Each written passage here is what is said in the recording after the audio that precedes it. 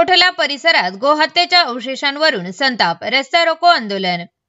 अहिल्यानगर शहरातील कोठला परिसरात 16 सप्टेंबर रोजी सायंकाळी 5च्या सुमारास धक्कादायक घटना उघडकीस आली।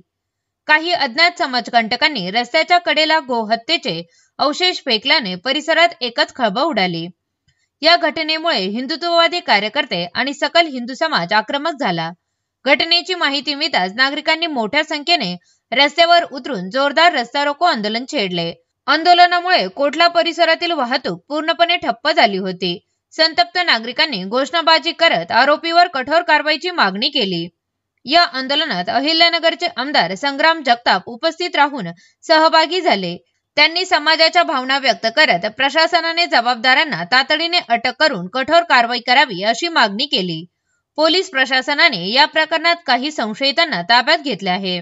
मात्र लवकरच कठोर कारवाई झाली नाही तर जिल्हाभर तीव्र आंदोलन उभारू असा ठाम इशारा हिंदुत्ववादी संघटनांकडून देण्यात आला आहे। या घटनेमुळे फक्त कोठला नव्हे तर संपूर्ण अहिल्यानगर शहरात संतापाची लाट उसळली असून परिसरात तणावपूर्ण वातावरण कायम आहे।